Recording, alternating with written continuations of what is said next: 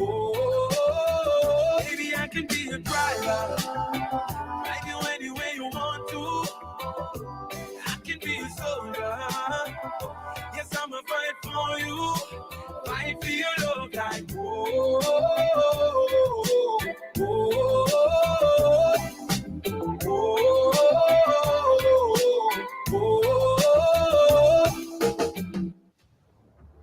It's fast, easy to play. Coming soon to a lotto agent near you. Sandra, where you going in such a hurry? Y'all, I have so much stuff I need to buy. I need to get to town fast. Plus, it's end of month. But what you really need to buy, so? Well, I need to look for a swimsuit for my pool party Sunday. I need to pick up my medication. And I need some nails to fix the door. And I have to get something to eat. Oh, yes. And I need to buy some grease. Go back to get money on that. Cassandra, you can get all those things at the Joshua Center. For true? Yes, girl, everything. The Joshua Center has everything for you, from clothes to decor, and even grab a drink and lunch too. It's all here, just for you. Accidents can happen. In the blink of an eye, there can be injury or even death. Protect yourself today. Call Century Insurance at 456-2247 or Beckway 458-3855 or contact our representative, Mr. Jason Sergeant, in the Visual Mall in Beckway 454-4260. Protect your investment from passenger liability, earthquake, volcanic eruptions, floods, hurricanes, contractors all risk, and more. We cover all classes and types of motor vehicles and heavy equipment. Century Insurance, upstairs, the First St. Vincent Bank building in Kingstown. Call us today and let us protect you. Call our Kingstown office at 456-2247 or Beckway 458-3855 or contact our representative, Mr. Jason Sergeant, in the Visual Mall in Beckway at 454-4260. Century Insurance. We protect you. Welcome back. And you're listening to 88.2 FM The Sound. We're talking about service excellence in the tourism industry. Let's take a caller. Good morning. I'm Jackie from this agent at Holiday Villa Hotel for the past 25 years. 25 years. Great. So, Jackie, tell us, what makes an excellent front desk agent? I love my job. As a service provider, I'm always polite to customers. I'm very helpful and I smile a lot. You know, visitors as well as locals feel very welcome when you treat them with respect and concern for their welfare. Very true. We all need to look at it that way. Yes, you see, tourism is everyone's business. You've got to live it, love it, embrace it. tourism is for me. Tourism is for you. Tourism is everyone's business. Live it, love it, embrace it. It's fast, easy to play. Coming soon to a lotto agent near you. All right, 7:37, 23 minutes on to the 8 o'clock hour here on a Tuesday morning. It's that time, yes, for us to share the morning with you. Time now for us to get interactive as we step into the morning scoop here on Star 98.3 and 104.7 on the FM dial. Lady Anthony, Danny, that's me. And of course, the brother Ian Marshall. Good morning. How you doing?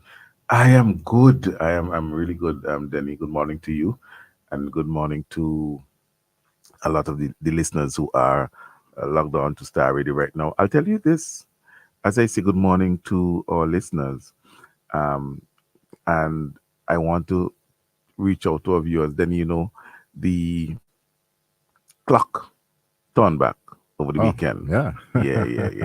So people just trying to get adjusted to the new time, because now morning scoop starts at 6:30, not at 7:30 for them. Right. And much earlier for Kojo. But even earlier for Kojo.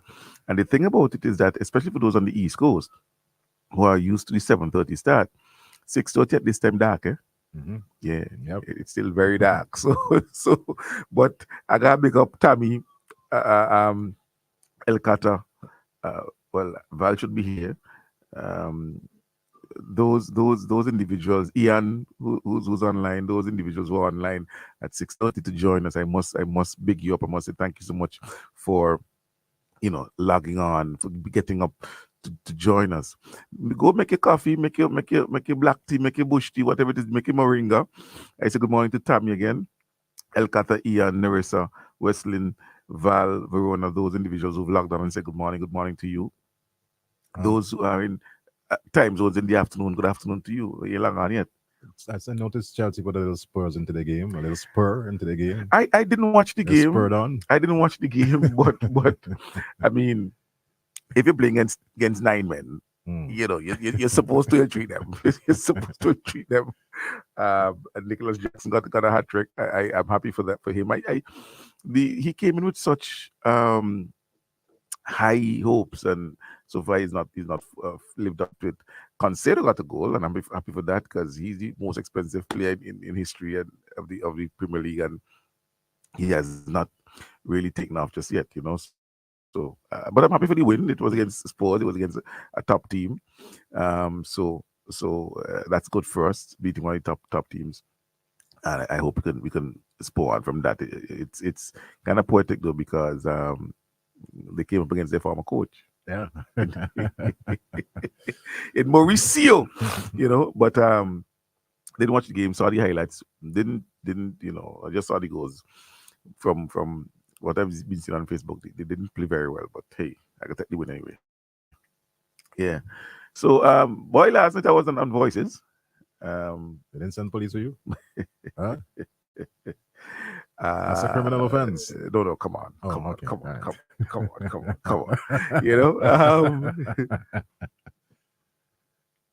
He was on Voice. And I mostly enjoyed the interaction with Jomo. We discussed a number of topics. There were some issues that he raised that I didn't think, but we discussed them, and we had a good conversation. And I appreciated the invitation. I appreciated the opportunity to go on this platform and talk about what the government is doing, because the government is indeed doing. So that was and it's not the first time. I had to make the point because he might have forgotten.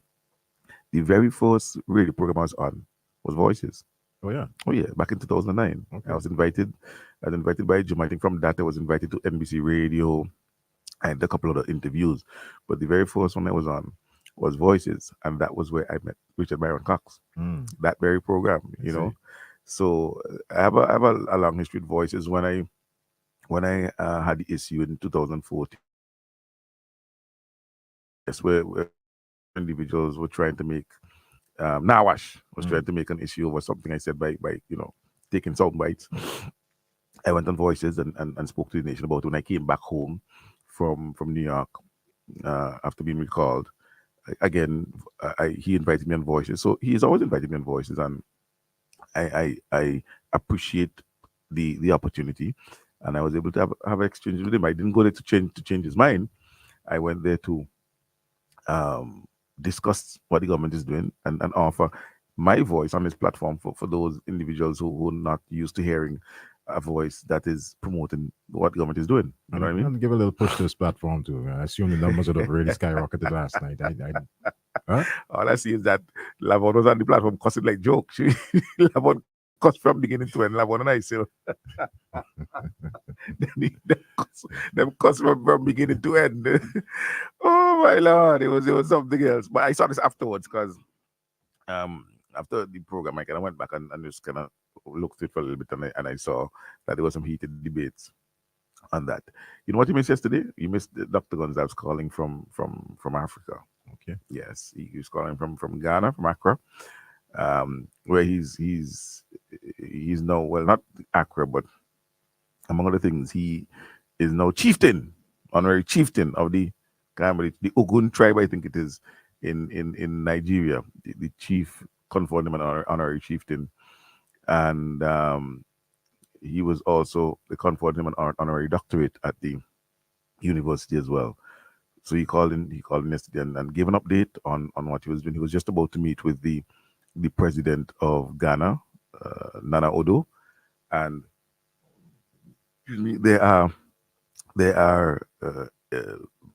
there's footage of that. There's footage of that on the Office of the Prime Minister page and so forth. So individuals who want to go and see some images, some photos of that meeting can go to the Office of the Prime Minister page and see those. So, but that was a good call. That was a good call. Yesterday, he addressed a number of issues, including the current conflict in Palestine, and he addressed that conflict quite in depth. It's amazing that 1 month after, 10,000 people dead, 4,000 children, and the discussion is Israel has the right to defend itself. From what? From 4,000 children? I saw some footage this morning on CNN that is kind of heartbreaking. The bombing of hospitals, 60% of the health centers just not operational, in Gaza. Absolutely ridiculous. The approach that the Israelis have taken. I mean, they're just there to, it seems just to eradicate all the Palestinians. And guess why? Because the Americans would allow them. The Americans would allow them, the Canadians would allow them, the Brits would allow them, some members of the EU would allow them. Just sit back, sit on their hands, and allow the Palestinians to commit genocide against an entire people. And I said before that no one of African descent who understands the horror and dehumanization that the exploitation that our people went through should accept what Israel is doing. No one. And you listen to the choice of language. The Western media is a boss. Whenever the Western media, whenever you hear discussion, for many of them, they start with October 7th, the horror of Hamas and so forth. But when they're talking about what Israel is doing, different language. So Palestinians are barbaric, they're inhuman, they're all of those things. They're being spoken of in dehumanizing ways. The same way they spoke of black people. The reason Europeans were able to get away with genocide and murder and slavery was because they did a very good job in dehumanizing Africans. Black people were not humans, they were property. And let's talk about the natives. They were referred to as barbaric and cannibals and so forth. So after painting the natives and the Africans in such a dehumanized way, they were then able to carry out all sorts of atrocities against black people and natives and get away with it. As a matter of fact, it doesn't surprise me that some quote-unquote Christians are defending Israel because Christians were who conducted slavery. So it don't surprise me. The Christianity of Europe supported, encouraged slavery. And so it's not surprising that many of us today who have taken on the Christianity of Europe find it easy to defend Israel and prefer Israel in the face of what they're doing to the Palestinians. The world is going to look back, Denny, at this point in time and recognize that we failed the Palestinians, but most importantly, that we failed humanity. Because for world leaders to sit back and look at what Israel is doing to a helpless, besieged people, to actually sit back, sit on your hands and watch that occur while you support Israel to the hilt, we're going to look back with shame. We're going to look back with disgust at what we allowed to happen. I thank God that Simmons and other nations, including 119 other nations in the General Assembly, stood brave to denounce what Israel is doing and call for a ceasefire, or at least a humanitarian truce. It has to stop. It has to stop. And just like how we look back at slavery now, and we look back at the Holocaust, we look back at at this attempted genocide against the Palestinian people. It's crazy. All right. Well, yesterday also of importance, see on the Royal St. Vincent and the Grenadines Police Force held a press briefing at police headquarters where they updated the nation on matters, with regards to what's happening from a criminal standpoint in St. Vincent and the Grenadines. Very importantly, highlighted the fact that thus far for the year, we're into the month of November, 47 homicides, of which 36 gun-related. We had the appeal from the Commissioner of Police asking for it to be all-inclusive and not just a situation where the Royal St. Vincent and the Grenadines Police Force seen as the entity solely and wholly responsible for upholding law and order, but making the appeal for the general public to play its role. And very importantly, the whole matter of 36 of those homicides coming through use of guns, and guns that are illegal. We know that here in St. Vincent and the Grenadines, we have porous borders. We know about the whole matter of the illegal trade with regards to cocaine and marijuana that is very much prevalent around us. And the whole aspect of the gang warfare is something that we here in this country, we're aware of.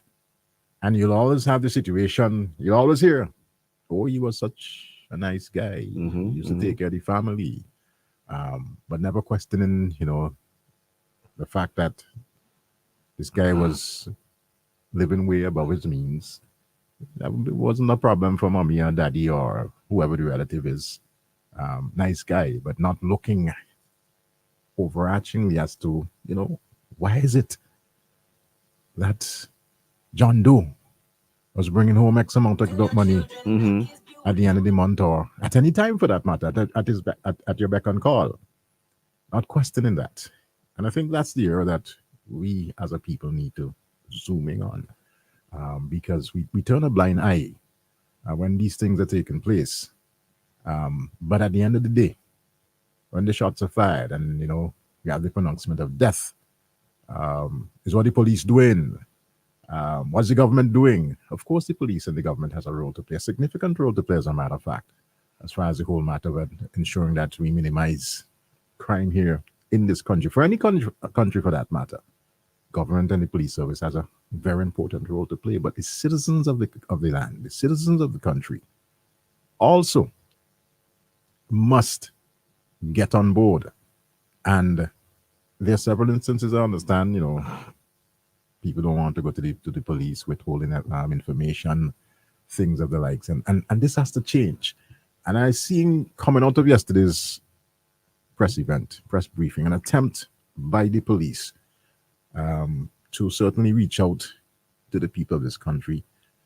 There is, I don't want to use the word a rift, but there's a disconnect. I think that's the word between the police and citizens in general, and that very importantly needs to be repaired.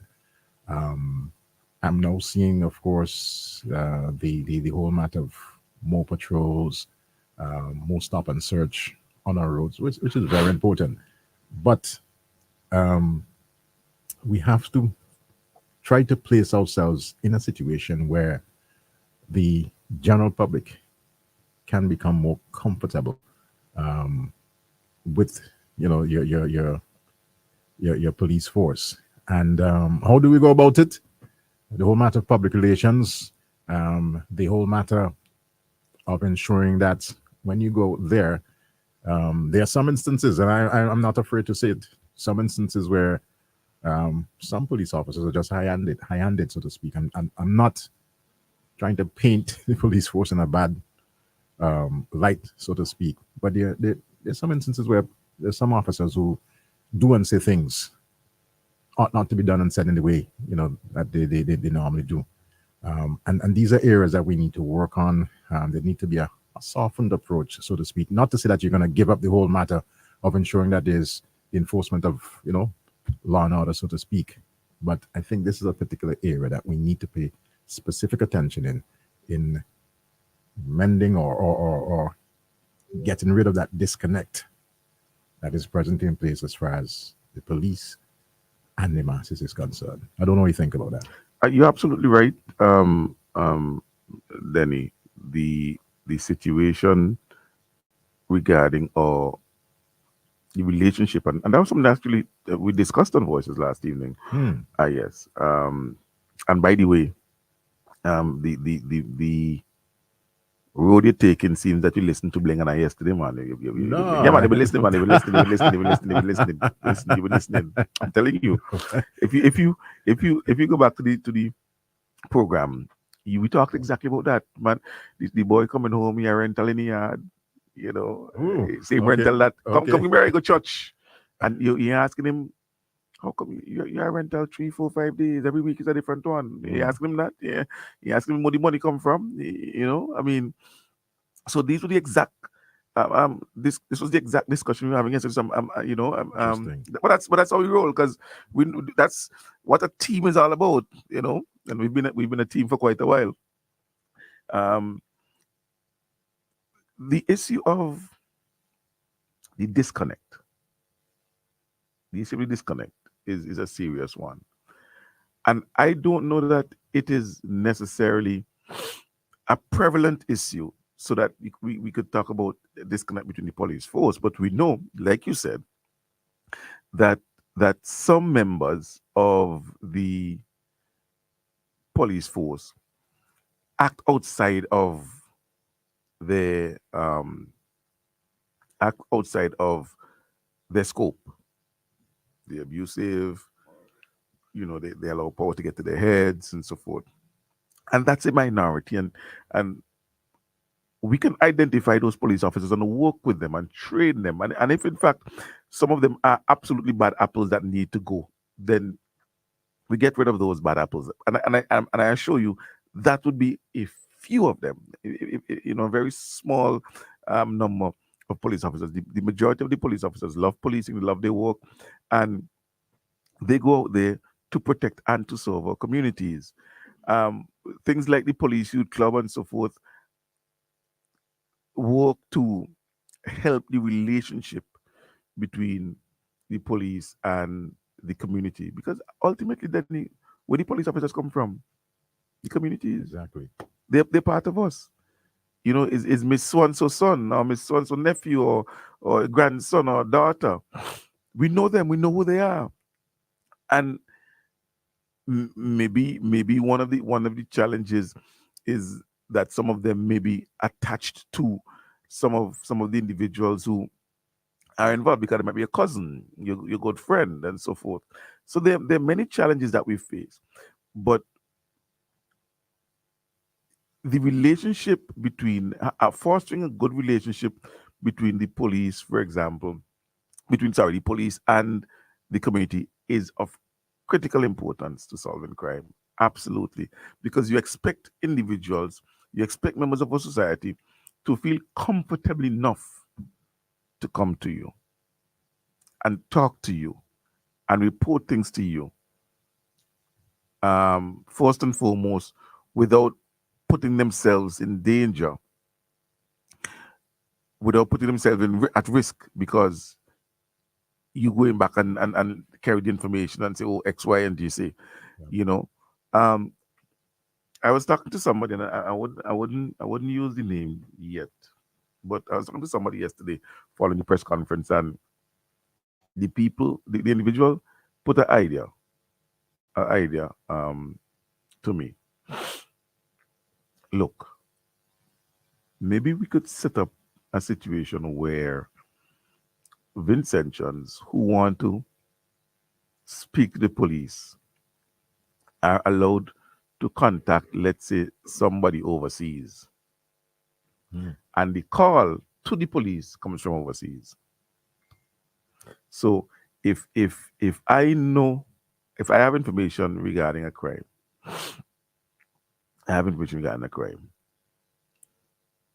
but I'm afraid to call the police, because for whatever reason I feel, information might get back to the criminals and put me at risk or what have you. Something is set up where I can call Jason Plummer, who lives in New York, or Andrea Neverson, I'm calling random names, who lives in Quebec. Tell them the information, and then that person now has the arrangement with the police, who then call the Royal St. Vincent and the Grenadines Police Force with the credible information. No calling from St. Vincent. So the police can't go back and say, well, is then you call me? No, because the call came from Andrea Neverson in Quebec, or from Jason Plummer in New York, or from Rodney Stowe in England, or from Michael Jackson in Denmark. So that there is a wall of a protective wall between the informant and even the police. Maybe that is something that the police could look into. I don't know how elaborate that would be to set up, but if you want to be able to solicit assistance from the communities, and you want them to come forward with information, they must feel safe doing so. All right. By the way, I had to reach out to our good partner, Richard Baron Cox. Morning to you, my brother. I know you're locking it in. It said some things on Facebook that I don't agree with you concerning the Royal St. Vincent and the Grenadines Police Force, calling them useless police officers. The police force here, I mean, without them, we might very well have been a lawless state, so to speak, Richard. And you know that for sure. Remember, buddy? But he said useless police force. That's what we call it. Yeah. Okay. Yeah. Don't agree as far as that. Absolutely not. Absolutely not. All right. Yeah. There is some level of incompetence, I would say, but I won't paint carte blanche the police force as being incompetent. Parasitic bunch. Well, man must live, you know. And there are those who certainly, of course, like you and I, we take on a particular profession based on our expertise and things like that, and certainly must be paid for it. Parasitic, a little heavy, my brother, but you and I could talk about it. No, I listen. I tell him on the radio. I tell him in person. You know, boss. Sometimes you take a sledgehammer to kill a fly, and all you do is mashing up the tiles. You know what I'm saying? I tell him that all the time. All the time. And those comments are completely unwarranted. You can be critical. You can be critical of anything. And it's easy to be critical of anything and everything. But you know, even as we critique, the police has done some fantastic work in other areas. We do have a challenge. We do have a serious challenge with homicides and gun crime, an absolute serious challenge. One of the things, for example, Jomo admitted before, we have more police officers than ever before. More boots on the ground. We have boots on the ground. Yeah. We have better trained police officers than ever before. We have more university certified police officers than ever before. Fact. They are more mobile than ever before with quality vehicles. The equipment, the tools at their disposals are upgraded, more modern than ever before. Body cams coming into play now. Exactly. So that tools are there. Now, yeah, there may be some for whatever reason, there may be some discontentment among the ranks. There may be different issues that have created a situation of maybe low morale within the ranks of the police force. Whatever some of those issues are, it's for the leadership to figure those things out and try and turn around that feeling. Feeling is not the word I want to use, but you know what I mean. You know, turn around that whole attitude within the police force, raise people's spirits. Because stick up in. Let's take this call. Yes. Okay. Hello. Good morning. Yeah, well, he called waiting a little bit for quite a while. Morning, comrade. But Denny and Richard and Sion. Richard might be your old friend. And is somebody who from time to time will call in and make his contribution and so on on national issues. I consider him to be a patriot. I consider him to be somebody who loves St. Vincent and the Grenadines. That in itself is commendable. But the statement that he made with relation to describing the police as useless is something that needs the highest condemnation. Is a backward or retrogressive statement coming from a man who is an intellectual. I mean, come on, how and he has to be taken to task for that kind of statement. It's something he must retract that statement. In fact, he must know his place. He must retract that statement. Because the police is who keeps law and order here in St. Vincent and the Grenadines. And without the police, the Royal St. Vincent and the Grenadines police, his family and all will not even be able to live here. That's so backward coming from somebody who is supposed to, I mean, I am extremely disappointed with this statement and really feel we must call on him to retract that statement. The police deserves an apology from Richard Cox. And with that, I gone. That is how we just say it. With that, I gone. I rest my case. Thank you very much. Yeah. Well, Denny, you raised the matter. I really didn't see it, but yeah, absolutely. Can't agree with Richard on that at all. That the police is useless. Even if, like I said, you can find areas where you can be critical of their work. To it's completely absolutely uncalled for, and well, I'd leave it up to him to deal with his statement how he wishes, but I cannot and will not agree with a statement like that. Cannot at all agree with a statement like that. Because we know that the police keeps us safe. The police ensures that there's law and order. We even on this program, we have been critical of them. We've been critical of their enforcement of the law. You see what's happening with the traffic. You see what's happening with the van culture. You know, different things where you think that they can do more and they should do more. But calling them useless is absolute rubbish. Absolute rubbish.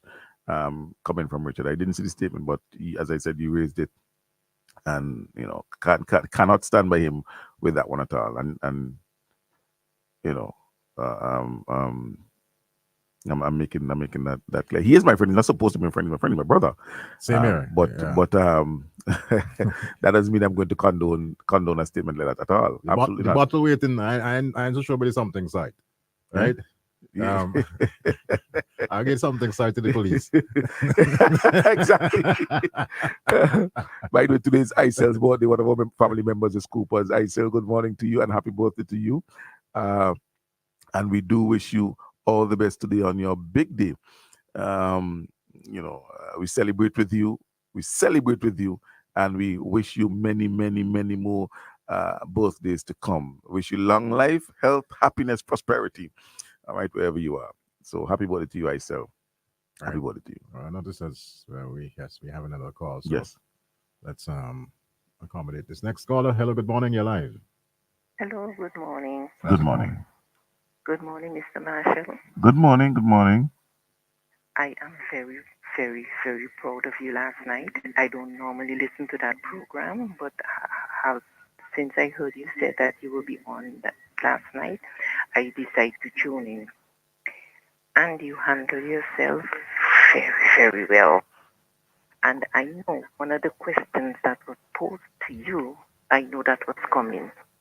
What happened in your personal life is your personal business, not the world to know. Thank you. And I am very, very, very, very proud of you. You handle yourself well. Questions came in more than 100 ways, and it is the same response he gotten. When I see you, I have something to tell you, okay? I don't know when that is, but whenever I see you, I will draw your attention to it, and you'll be surprised. Thank you very much. Thank you very much, Carla. Well, I appreciate that. I went there to have a discussion, a conversation with Jomo, and it was cordial for the most part, and I appreciated the overall environment of the program. So it was good. I appreciate it, and I'm happy that you enjoyed the program. So you avoided the hook in your gill. That was raised too. I saw the start of it, but then I said that was raised. That was raised. You know, and I had to mention that's a song bite, man. You try to raise a song bite to make an issue out of a song bite, and we know exactly what the PM was saying. You know, you made you made the contribution Taiwan made relative to the construction of the bridge over Rabaca, and to the fact that the Chinese would have constructed a superhighway in Jamaica, and Jomo was basically saying there's no comparison. But for me personally, the construction of that bridge over Rabaca brought a lot of value, economic value, holistically to St. Vincent and the Grenadines, specifically to the people of North Windward. You go there today, and despite the fact that, of course, they're now pulling themselves out of the eruption of the La Soufrière volcano, we over the years would have seen, remarkable improvements within that particular constituency. So, just the simple construction of the bridge, it might sound 200 meters, but it is 200 meters of concrete, steel, cement, whatever it is, to put that in place to ensure, one, the connectivity between that part of the island and the rest of the island, and very importantly, the whole matter of commerce and economic trade, and giving the people of that part of the island even more independence, so to speak. As we've just celebrated our 44th, certainly for them to be even more dependent on themselves in terms of that movement and having that whole matter of the commercial exchanges and adding to the economic activity in St. Vincent and Grenadines. It's just been absolutely remarkable. That bridge in itself has brought immense value, not I said, to the nation holistically and to the constituents of North Windward. Well, you hit the nail on the head, Denny. Jamo's, and we didn't get a whole lot of time because he moved to another topic. But Jamo's attitude to that and to the analogy I made was one that can be described as knowing the cost of everything but the value of nothing, because he clearly doesn't understand the value of the bridge to St. Vincent and the Grenadines, not just to North Windward. But the point is that if you look at the cost per capita, the bridge may just be as expensive as the highway. It may just not be dollar for dollar. Exactly, that's the point, right? So that in the same way you use the statistics of crime per capita, we have 50, a place at 300, but when you look at it per capita, we may be higher because of our population. So if you look at the cost per capita, the bridge over Rabaca may be just as expensive or even more so than the highway. And the point I was making is in terms of value. And not just the monetary value as well, but the national value, opening up the area. So many different aspects, huh? Absolutely. Yeah. And so, as I said to him, I would rather the Taiwanese who built me a bridge over Rabaca than the Chinese who building a road and then charge me to drive on it. And I think he missed that point completely. We have a call. Let's take it. Hello, good morning. Good morning, Denny. Good morning, Sian. Morning, sir. And how are you guys doing? We're doing well, man. I am listening to you all quite well this morning. And I have to speak a little bit about the police here in St. Vincent. Now, doing a good job here in St. Vincent, but they need to rank up the movement much more and be more consistent, because there are too many lawless people here in St. Vincent, especially some of the van drivers. I can tell you that when the van drivers are passing my home, I can hear the dishes and the glasses vibrating in the house. That means the music is extremely loud. Not only the van driver, but there are some young men who drive in some vehicles, and you can hear like if they have a party in the vehicle. We need to crack down on these things. That means the police need to give out a little more tickets and hurt the pockets. And not just a little bit more And tickets, I you will know. make a suggestion to them, to the police. They need to have some undercovers in the civilian clothes and ride some of the vans. And they can listen. They don't have to say anything, but when they reach in town or reach to a destination, they have connection with the police and let the police then do their job. The police just the same, but they wouldn't recognize them because they're probably not from the area. So that's one suggestion for the police there. And also, we need to get more serious with a lot of the drivers because when the pedestrian is passing on the cross, these vehicles does not stop. And this is a very serious case. And we need to make more money out of these people, whether cars, vans, trucks. We need to deal with these issues. There are too many vehicles here in St. Vincent, and I'm driving at night and I see one light, and I think it's a motorbike or a motorcycle. The police them need to crack down on these things. These are bringing in money to the government and to help the roads and business places at the same time. Where I come from, you can't drive with one light. And you can't even drive with a full beam light when another vehicle is approaching. It's a serious ticket. We get your point. You know, I heard people say they catch Manikou at night with a bright light. I don't know anything about it. I heard of it. All right. But this is when you see this, you have to stop sometime. Very well. We've heard you loud and clear this morning. You've made some very important points. I mean, one of the things that we've this whole matter lawless takes place on the roads. Yes.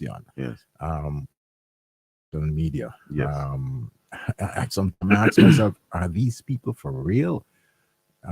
It's as if we just in some sort of, well, I don't even want to say gay abandon because that makes it sound nice, you know, but there's just absolutely a lot of craziness that takes place and go unattended. And I agree with the caller that, you know, the police service, this is something that we need to look at. And not just, as he said, issuing tickets, but let persons pay ultimately, you know, for some of those reckless sort of behavior that takes place, you know, on our roads. We don't have racetracks, right? And persons, whether it's van drivers or people in their personal vehicles, must be made to understand that there is a law in place when it comes to the whole matter of how you commute, how you drive on the roads, right? And we had to certainly put in place a situation where persons are dealt with very, very seriously. And I think this might very well be where there's been a shortfall as far as the police service is concerned in St. Vincent. No, it's definitely an area. Right? Definitely an area where there's a shortfall, Danny. There are bad instances. You know, by 6 o'clock, you hardly see a traffic police on the road, you know. After 6 o'clock, it's difficult to find a traffic police on the road. That needs some attention. We know, yes, after certain times, of course, the traffic goes down to minimal. But also along those times, a lot of stupidness takes place also on the roads. So, you know, things need to be done as far as that is concerned, and not just a slap on the wrist. I saw the release recently from the police remind the speed limit. If the speed limit is 20, everybody, including me, will break that rule on a daily basis, because none of us will drive 20 and 30 miles per hour. Yeah. Unless it's a bumper, except when traffic, exactly. Unless it's a bumper to bumper situation. Yeah. But I mean, realistically, yes, you're not going to haul over everybody and say, oh, you're driving at 31 or 35 or whatever the case might be. But put in place a situation where those who are just reckless and, you know, use the road as if it's some racetrack, you deal with them, because you're putting the lives of your passengers certainly danger, and other road users. You can't allow that to move on, and we can't tolerate such. And it's still a gem of ours. I agree with you. And what has happened over time is because there's such inconsistent application and enforcement of the laws that nothing is kept in. I'm talking specifically with the culture of the road culture, the minivan and so forth culture. Nothing is kept in line for any extended period of time. You may see police officers on the road in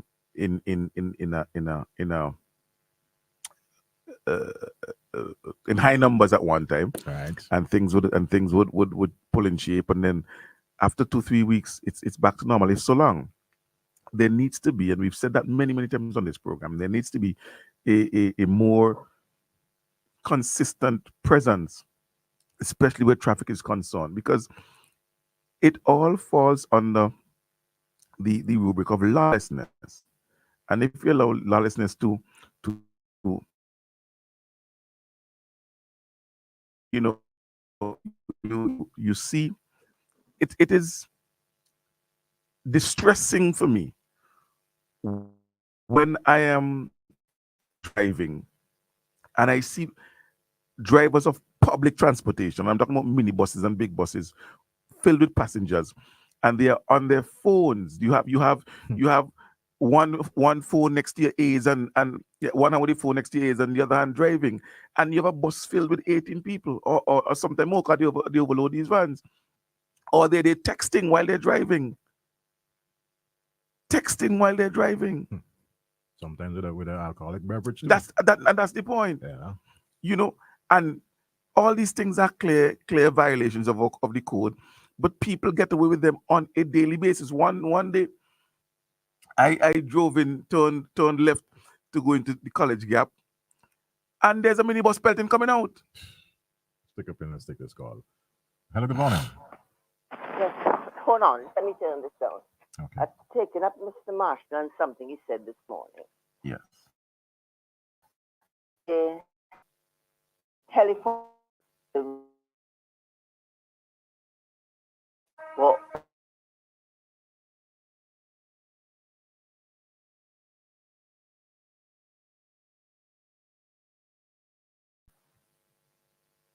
I can't agree with the sentence. I can't agree with you all comparing what is happening in Israel today to what happened in the 1400s, all those years ago. And that's okay. You're allowed to disagree. But my point was the attitude of the oppressor. There were no bombs and so forth in during the time of slavery. The point I was making was that the oppressors used a certain type of language and dehumanized the natives, dehumanized Africans in order to justify the way they treated them. And you're seeing the same thing happening today with the Israeli-Palestinian conflict, where the Palestinians are dehumanized, they're referred to as barbaric and so forth, so as to justify the genocide that is being committed against them. That's the point I was making. Yeah, but the rest of the world is not buying it. All of us disagree with what is going on. But I specifically listed the countries who are supporting. I said the US, I said Canada, I said UK, France, some of Europe. I was very specific in listing the countries, the powerful countries that are backing Israel. But you notice that they've all been climbing down bit by bit because the population in those countries are not agreeing with them. That may be so, but after what? After 10,000 deaths? So by the time they get to the point where they're ready to act decisive. It's unfortunate and all of that. All of this is heart-rending. That's the point I'm making. I think we have to... I said this already. I think you're hearing about the Sadducees these days. You ever hear about Galileans? You ever hear about Philistines? You ever hear about all those persons? I think the Jews should have been extinct a long time ago. I can't help saying it. Well, I can't agree with Anyhow, that the point you make that the whole rest of the world is not agreeing with this. And I think we should wait and see what happens in all those countries. I'll go on anyhow. Have a good one. All right. So yeah, and that is true. A lot of ordinary people are speaking up and they're protesting. So you have tens of thousands of people protesting on the streets in different countries. But there are people who are not protesting, who are agreeing with Israel. And you listen to some commentary, some commentators, to some callers on talk shows and so forth. And there are people who support it. So like every issue, there are people on both sides.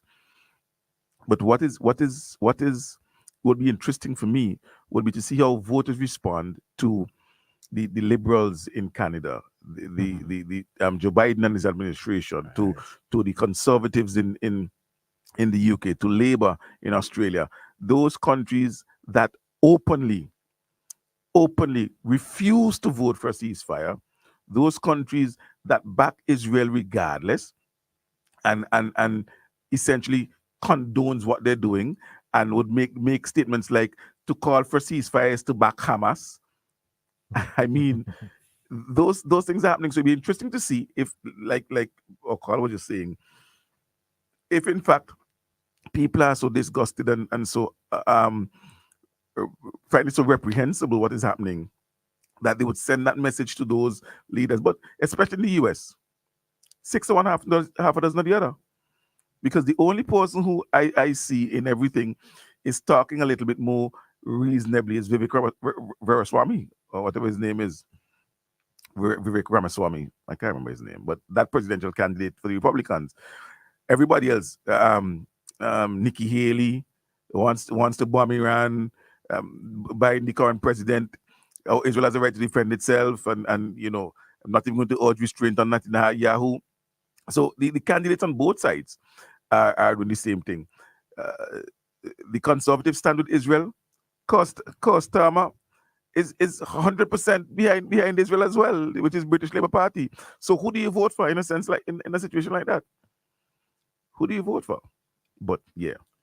All right, I think it's time for us to take our first break of the morning. It's 8:25. Before we do so, though, I just noticed somebody posts what looks like a sweet bread or cake or something like that on social media. They borrowed it, the neighbor. That's an old one. I was saying An old one? Yeah, that happened since yesterday. Yesterday was Yeah, they borrowed it from the neighbor, because Clearly. they give credit to the We know neighbor. that. We know that. By posting a photo of the neighbors and stuff like that. Richard, morning to you. When they come home, we promise you a cake. Right? You ain't got the bottle, but nothing salt, because you had the way we treat the police, nothing salt. But You punish him. Yeah. Deserve that. Stay with the sweet things. We take a break and we come right back. Keep it locked in. It's fast, easy to play. Coming to agent near you. You can increase your chances of winning the Super 6 jackpot with a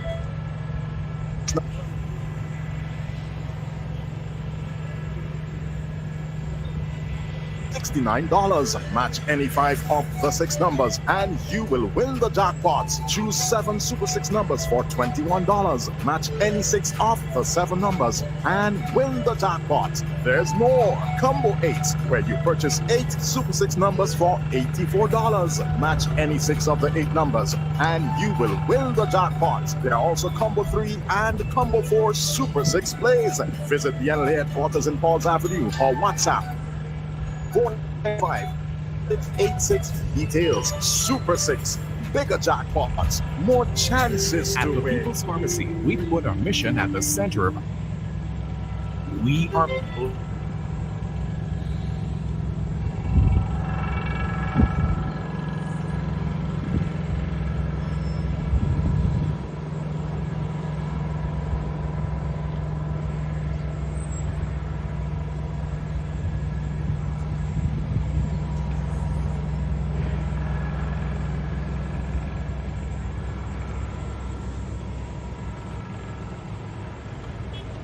Customer satisfaction every time you shop. The People's Pharmacy offers extended opening hours, 8 in the morning to 8 p.m., Mondays through Saturdays. For more information, give us a call at 456-17 of People's Pharmacy.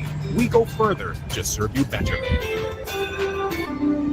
General Hardware still has the best prices on steel, lumber, and plywood. So go on, compare prices. And if by chance you find a better price, no stress. Just talk to the General, and they will beat that price plus give you special priority delivery. Yes, General Hardware offers free island-wide delivery on most purchases, so you never have to worry about getting your goods on site on time. Plus, shopping at General Hardware is a pleasant experience with friendly, knowledgeable staff always ready to serve. What more could you wish for, huh? So come to General Hardware for proper service, lowest prices, free delivery, and see why nobody beats the General. Nobody. That could have been you. An accident that could have been avoided because your tires had almost no grip on the road. Safety is a factor that should never be overlooked when it comes to your car or whatever you drive. SVG Tire Sales and Services in Falls Avenue and in Arnisvale carries a wide selection of quality new tires to fit any car, truck, minibus, or SUV, so you can experience a comfortable and safe commute every time. We are agents for the world's most reliable brands on and off the road, including Kenda Tires, the king of the mountain, Cooper Tires, king of the road and track, Osto, the king of the outback, and High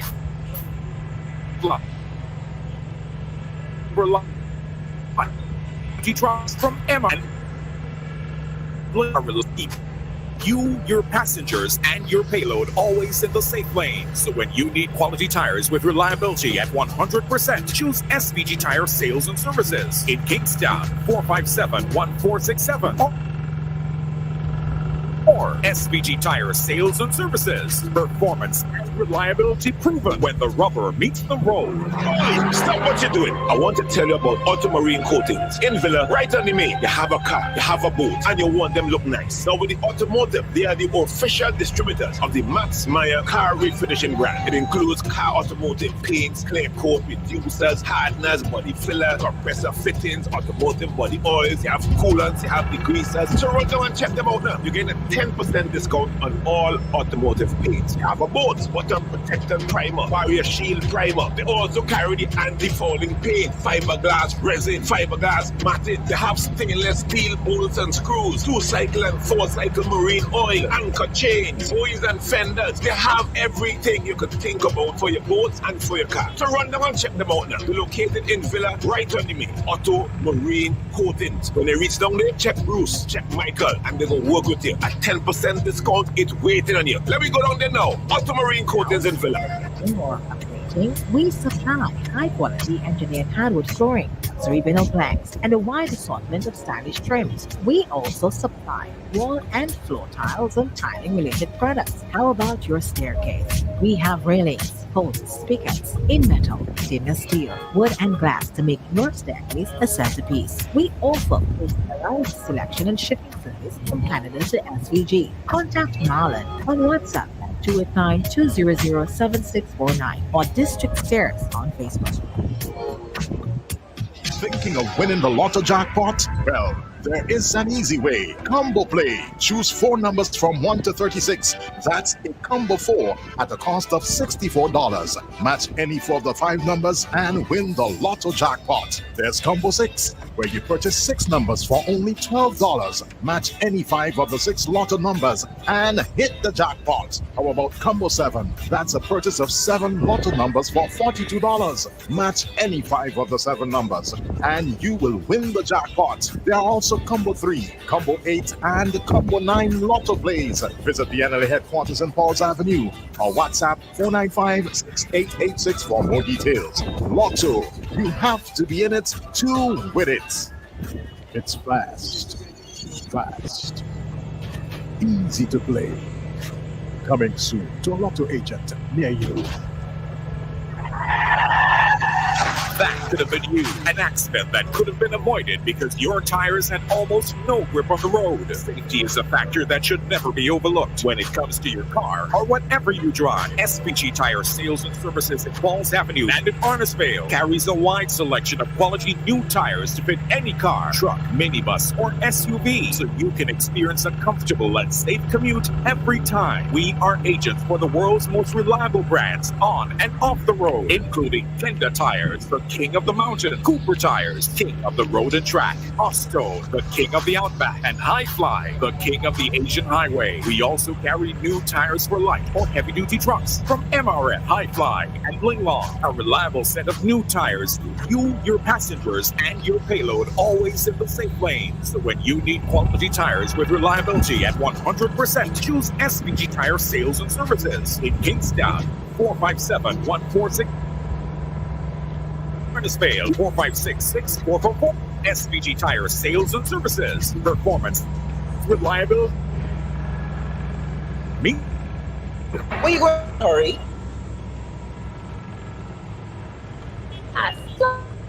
It's end of month. What you really need to buy, so? Well, I need to look for a swimsuit for my pool party Sunday.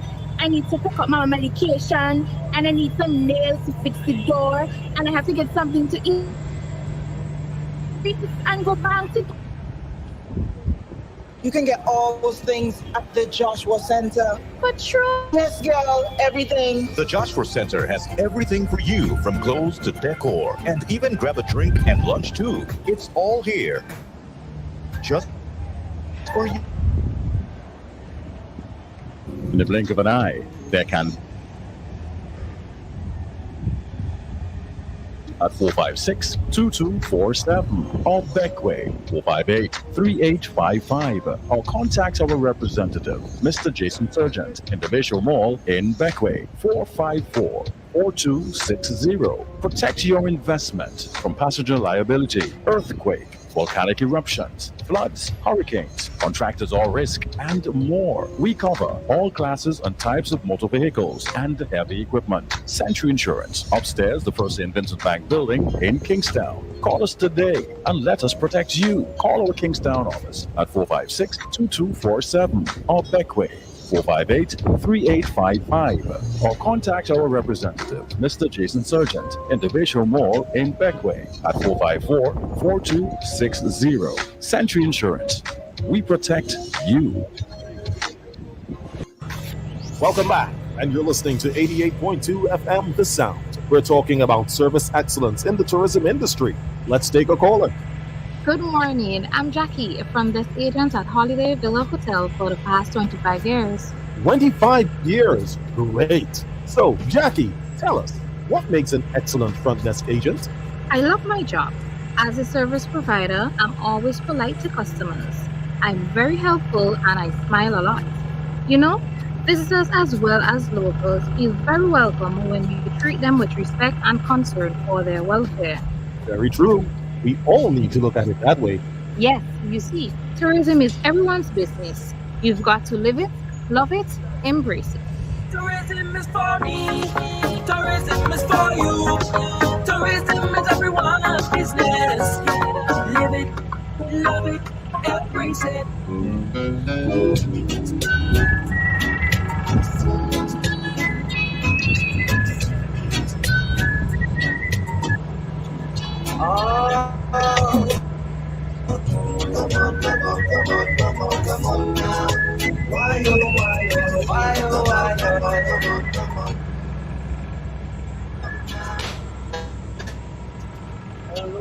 The whole wide world could,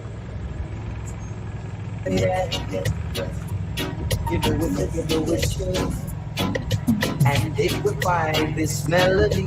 Oh, what a joy, and know it would bring. Won't you come and join with me? Clear your throat for harmony. 'Cause if at first we don't succeed, we won't give up. We'll keep on trying, 'cause where there's a will, there must be a way now. Why, oh, why, oh, why, oh, why, oh, now.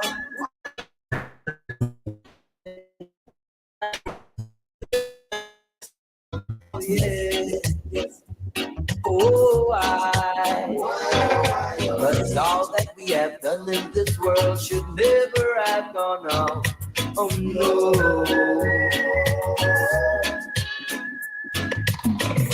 But won't you come and join with me. Hold your harmony, and if it breaks, we'll never give up. No, no, no. We'll keep on trying, cause where there's a will, there's gotta be a way now.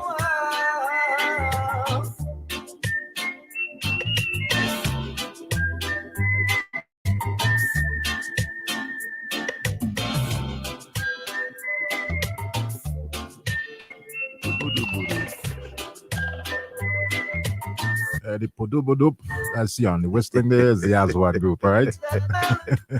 Ah, boy. So you Aswad in today? Yeah, we Aswad in today. Yeah. No problem. No problem at all. I can deal with that. Come on, come on, come on, come on now.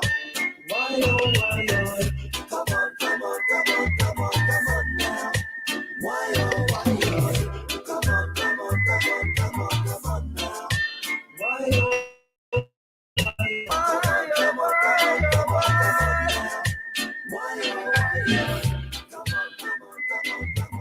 Yeah, that's the group Aswad, one called International Melody, and we need music like this, to resonate and to just go through the entire globe, in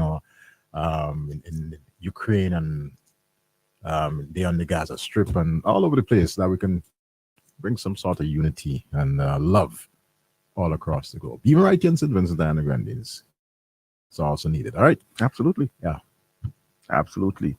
Well, yesterday, Bling played some of Christian's music, and he's like, "Boy, yo, dude, this song international, Jed. This man bad." That's what Bling said. Yeah, that's what Bling said. So he's impressed by the music of Christian, man. It's 8:40 this morning on Tuesday morning here in St. Vincent and Grenadines. 7:40 for those of you in New York who still experiencing darkness. This is the morning scoop. Denny and I are here, and we were discussing, among other things, the press conference yesterday by the Royal St. Vincent and the Grenadines Police Force. Now, some may not be. I was listening to a discussion on WeFM on my way down, and the two individuals there, Ari and Waliza, were having different views about what happened yesterday for the press conference. Ari was not satisfied. Waliza said she was going easy, giving them a bit of a pass, because the commissioner is new, acting commissioner is recently appointed, and so forth. But regardless to how we frame it, what the Vincentians desire is one of the very important needs of the human being, which is the need to feel safe. No one is safe until we are all safe. And nobody should feel that, because I have a licensed firearm, or because I have cameras around my house, or because I have high walls, or because I have a dog, that I am safe. The point we were making yesterday, when Blink and I were here, and then you I'm sure you'd understand this, is because of the way the few individuals who want to make crime their way of life, the way they act very casually but recklessly puts all of us in danger. Now, imagine me going to a karaoke bar, like what is happening, like what happened out in Adamsville, and I'm there singing, and guys roll up in masks and start shooting. I ain't involved in no beef with nobody. True. We don't sell drugs. I do not engage in. I don't possess any ammunition, unlicensed, unregulated arms or ammunition. But I get shot. I get killed. Why? And of course, like we were saying yesterday, all sorts of rumors start to abound. Or say I've been involved in something and so on. When in truth, in fact, I was just a casual, innocent bystander enjoying karaoke. Or you know the blocks, you want to relate, you want to hang out on a block, you want to lime, and you don't know who's around you. You don't know the person in a group next to you, or just sitting down on the wall, having a beer or what have you. You don't know who any of those individuals are.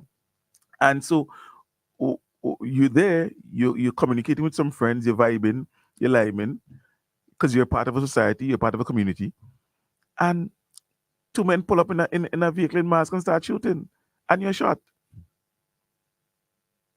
You're shot. And I'm reminded of a passage of scripture in the Bible that says, the thief comes to kill and to destroy. So when somebody comes to rob you, for example, they're not coming to clout you off, you know.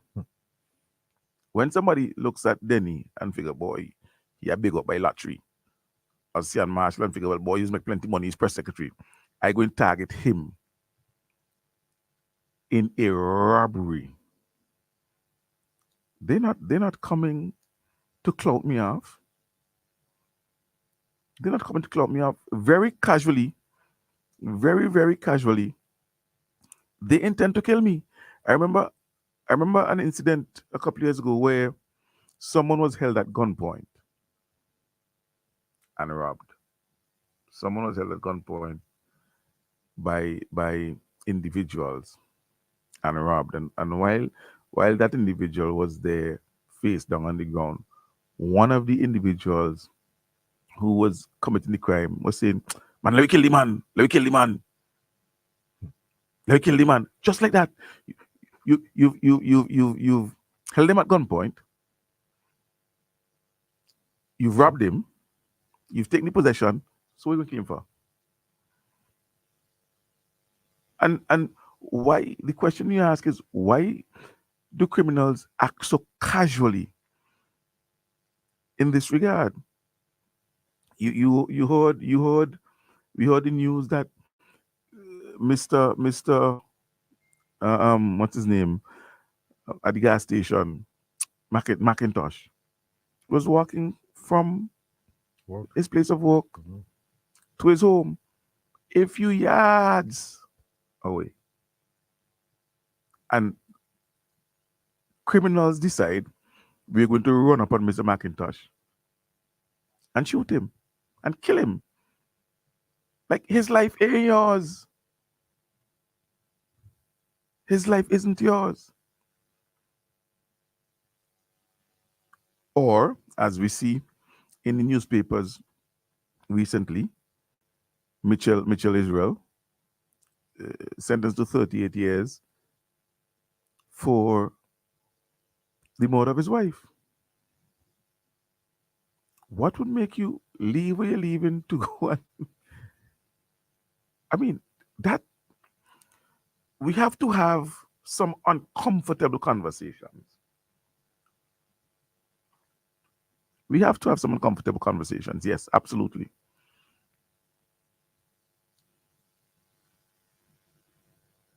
Like I said last night on the Voices program, a lot of these individuals who are involved in crime know that they have people who are providing solace for them, hiding them, hiding their weapons, keeping their secrets, all of those things. And so they continue on the life of crime because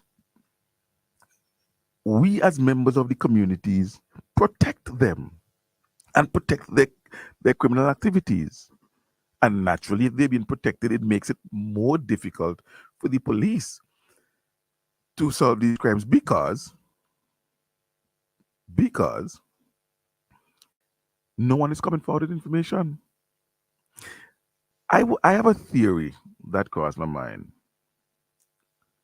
A lot of these crimes are being unsolved, are going unsolved because the individuals who committed the crime have since perished by way of a similar crime. So the reasons, for example, I am shot. Everybody is shot, but find my body. And for a year, 2 years, nothing happened. But that is because months later, one of the crimes that you heard where Denny was found shot is actually in response to this crime. No. Does that put us in a situation of comfort that, oh, well, the crimes are solving themselves? No, it doesn't. No, it doesn't. We need to know that our security forces is equipped, to deal with investigating the crimes and charging individuals properly. And then it is turned to the magistracy to ensure that these individuals are prosecuted and once found guilty, punished. And then finally, the most uncomfortable part of the discussion that we need to have, and PM was talking about this when he was in Trinidad, we need to look at the application of the death penalty. It is on our books. You are tell me, a man hit your vehicle.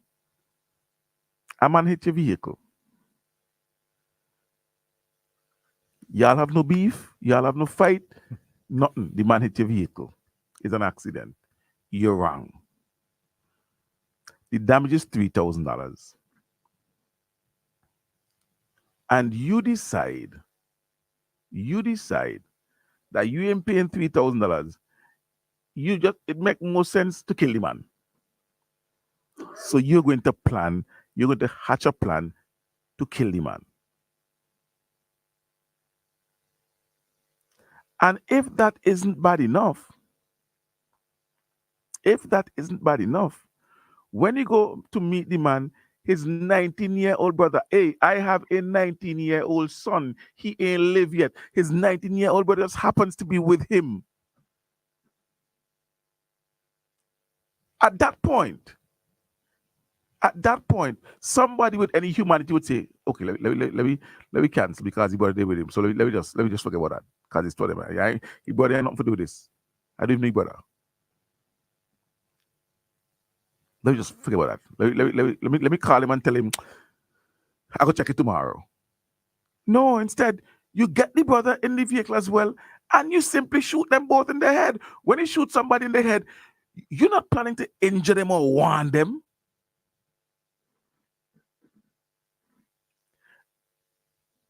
No, you do that. And our justice system says it's inhuman to take your life. How?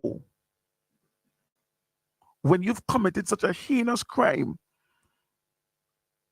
how is it inhumane? How could it be considered anything but right and just to decide you forfeited your life as well by so doing? We need to have some uncomfortable discussions. So we talk about policing and we talk about penalties. We have the gun amnesty that is coming up. It's going to be open. Bring in your gun on them. Because after that, once you're caught with guns, once you're caught with illegal ammunition, the penalty heavy.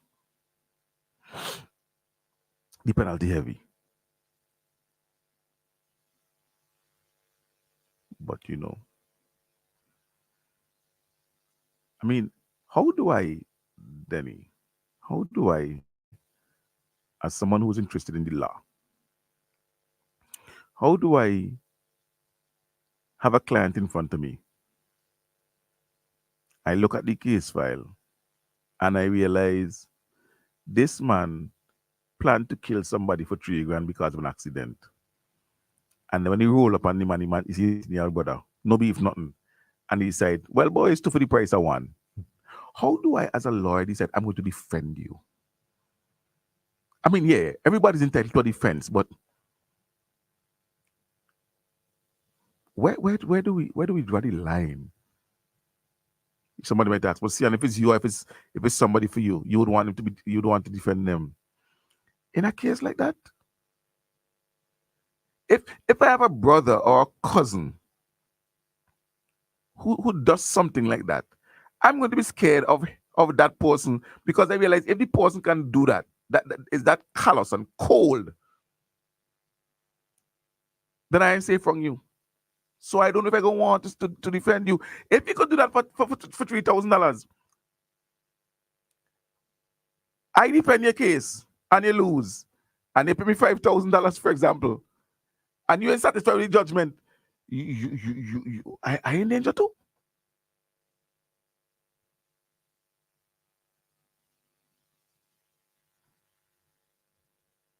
You know, we do recognize that, and the police force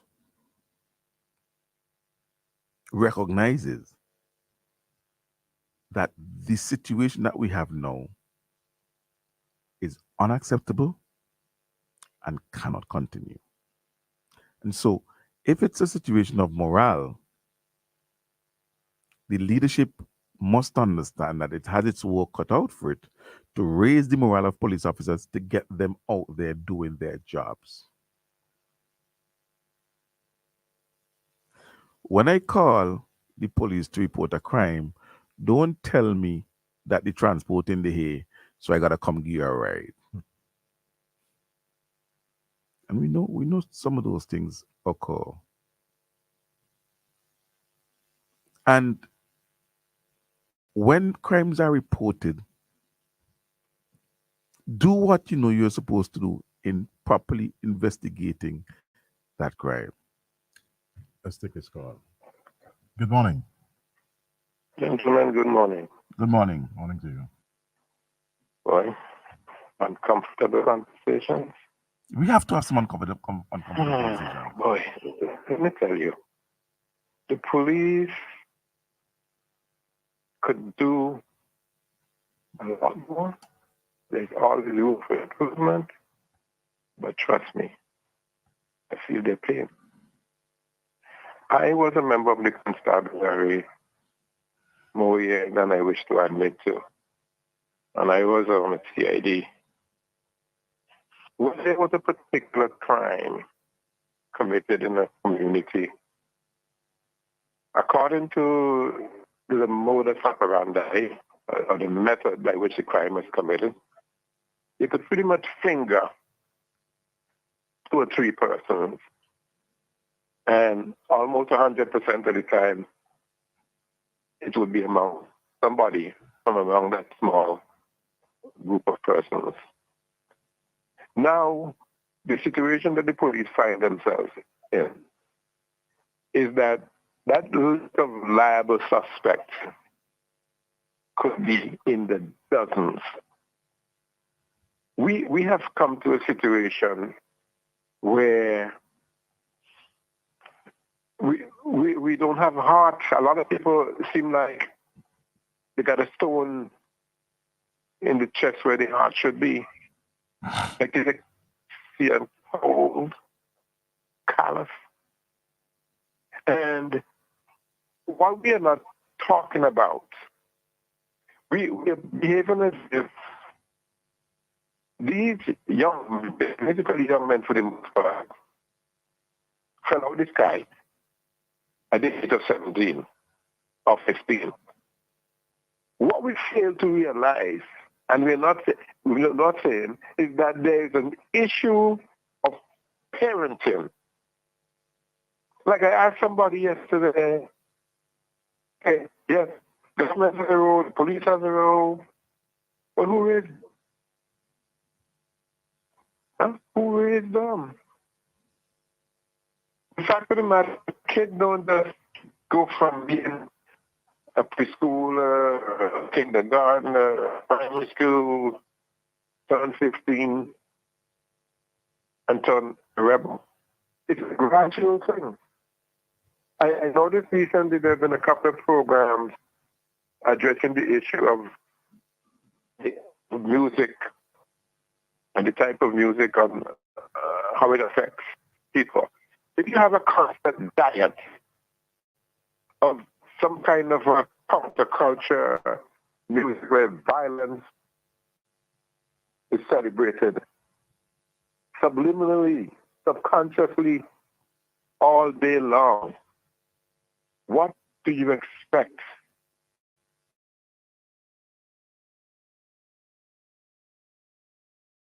In this,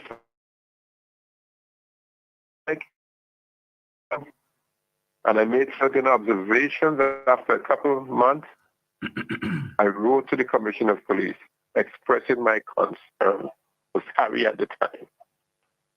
Okay? I have addressed the issue in newspaper columns and the Searchlight. I even quoted Daniel Patrick Moynihan in one of these articles where he talked about the dumbing down of deviancy. And that is what has happened. When I was a guardsman, and there was a gentleman seconded from the Jamaica office, him and I sat one day, and he said to me, "Fellows, you know, you all have a beautiful country here. But if you're not careful, you're going to mess it up. I see the signs. That's how we started in Jamaica. That was around 2005. And those were proved to be prophetic." It's the issue, listen, the church, the community, like they say, it takes a village, the African proverb, it takes a village to raise a child. Look, once a year we have After Death Prayer. Here, there's a formula, Denny, the Bible. When you have situations like this, how it's supposed to be handled. I think it's in the book of Hosea. If you let the priests and the others, the past, right, call a solemn assembly, you have to get down in sackcloth and ashes and repent. The thing started to go haywire with my generation. My parents and the parents of people my age did a very good job in raising us. But at the point where where school stopped being in the church, and instead Sunday school became the blocko, and we kind of like disinvited God out of our lives, this kind of thing would be the result. Don't get me wrong enough. I am not churchy person, but I believe in having a relationship with God. Okay? I mean, this is not something that we're looking at it only from a law enforcement point of view. No. This thing is deeper, and we have to move back. And we have to get them when they're very small, in the formative years. It is said by psychologists that a child's personality is formed between the age of 1 and 7. Some people prove it by his name. Sorry, what's his name? What's the gentleman that shows rather Moses. Right? When Pharaoh tried to kill the place, and then they found Moses in the back with the rushes, and Moses' his daughter gave him to his mother, not his mother to raise. She had him until he was 7. And then he went to the palace. But he was not moved by the influences of the palace with all his trappings, because what was inculcated in him from his former years lasted him a lifetime. So listen, I am a psychologist, gentlemen, but I'm saying to everybody, we cannot pretend that this is just about law enforcement. We need to deal with it from a law enforcement perspective, but it goes back to the family, the home, the school, the community at large. Otherwise, we're going to hell in a handbasket. Gentlemen, have a good day. Thank you, buddy. Now, I have one thing to add. I'm trying to Google something here. Right. I have something to add. regarding the comments made by my good friend Benson there. As we look at all of these things, and I agree with you absolutely that there are many dimensions to the problem that we're facing now. But I want us to think about this. When you look at countries around us, Barbados, Grenada, Dominica, and Grenada with a population as close to ours, Barbados with a much bigger population than ours, and so forth. And you could look at generally countries in CARICOM. I mean, anything that is said about crime and the dimensions of crime and parenting and so on can be applicable to those countries as well, to human beings across the globe. But how is it that we don't have the same situation in Barbados or in Grenada or in Dominica? You know, St. Lucia has about 60 murders so far for the year, but St. Lucia's population is almost double ours. And if we go, or maybe more than double ours, and so if we go by statistics, then they should have double the amount of murders we have. They should have 94, but they don't. You know, so the statistic that is used is per 100,000, and if we have just about 100,000, and you have 47, it's like we're having 47 murders per 100,000. If you look at a country, for example, that has 30 million people, based on that statistic, the per capita statistic, for every million, they should have 470 using the same per 100,000. And so if you have 30 million, 30 by 470 is how much? 30 by, let me use the calculator. 30 by 470. Where am I now? Where am I? I'm looking for the calculator. I'm just, you know, let's look at this logically. 30 430 odd somewhere there. by 470 is equal to 14,000. Okay. If a country not at war is to have the same level of homicides that we have, a country of 30 million people having 14,000 homicides a year, that's a country at war. That's a country at war. And if you use that analogy, we are projecting ourselves to be at war. And we are not. We are not. We are not. If you look at, I think Venezuela, 30 million people, using those statistics, Venezuela should have 14,000 murders per year, and they do not.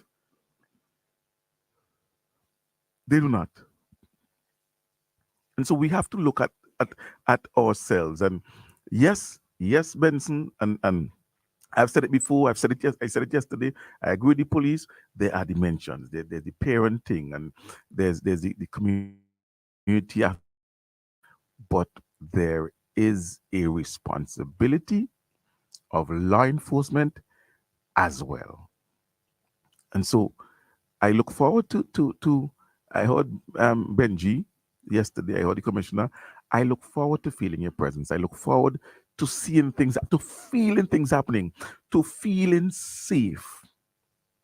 Because the truth is, except you're a criminal, nothing makes you feel more safe than police presence. Except you're a criminal. If you're a criminal, it's an inconvenience, it's a bother. But if you're a law-abiding citizen, you feel safe. And so I anticipate the efforts of the Royal St. Vincent and Grenadines Police Force in addressing the issues. And yes, the focus is on, thank you very much, Eureka, for that calculation. In addressing the issues, we focus on homicides, yes, because now we're up to 47 a record. But let's talk about general policing. robberies, breaking and entering. I did not realize that so many individuals, or let me not say so many, because I don't want to I don't want to exaggerate it. But there have been complaints about people getting robbed right at the bus stop, we call high school bus stop. People who stand up there after 7, 8 o'clock waiting on a bus and get robbed right there. Wow. Right there. So I can't feel safe at a bus stop. I can't feel safe at a bus stop. So we're looking at all it, not just the homicides, but the robberies, the breaking and entering, the pretty larceny, the sexual assaults, the way we use our roads, all of them. I want to be able to know that my daughter is at home and she's safe. Nobody going to try to break in the house to get to my daughter, or that my daughter is walking from school and she's okay. I don't have to worry that my daughter's class ends at 6 o'clock at college and I have to be worried. Why? Tell me, why is it police can't be out at station completely for the whole day out college? Tell me why. Because every single soul knows the madness that goes on the road, in that little strip between what we call College Gap in front Mariners Inn and the college itself. That you're supposed to turn left by the Glen Baptist Church because there's a no entry sign, but van drivers routinely on a daily basis break that sign. Why isn't there a police officer or a police officer stationed there every single day? Tell me why. Human resource? You can't use one police officer? But anyway. Well, 10 after the 9 o'clock hour, we've certainly had a good one this morning, a bit of a mixed bag. I would like to thank everybody who contributed, certainly to the program, listeners, callers, all those who followed us on our live Facebook feed. Much, but we're not paid overtime. So on that note, well, you know something, we don't do it because of payment, we do it because we love it, and that's why we love it. We're enjoying it. Definitely. So have yourself a good one. God's willing, we'll be back with you tomorrow morning, same time, with another edition of the Morning Scoop. Continue to keep your dials here on The Star. It's fast, easy to play. Coming soon to a lotto agent near you. More jackpot money, more reasons to play this game. More money for way. Super 6, a bigger jackpot game. $370,000. That's the Super 6 jackpot. From midday Tuesday, November 7th, it's $370,000. More jackpot money, more reasons to play this game. More money for way. Super 6, a bigger jackpot game. Out with the old, in with the new. In the past, you complained when we failed. We listened and went back to the drawing board. At last, a new, fresh beginning, a fresh face, a new product. International Standard Metals A792 presents Galvalume, an aluminum roofing metal, branded best used for roofing material, tested and proven to be of superior quality. Get wider coverage for the best prices on the island. We offer a variety of colors, including zinc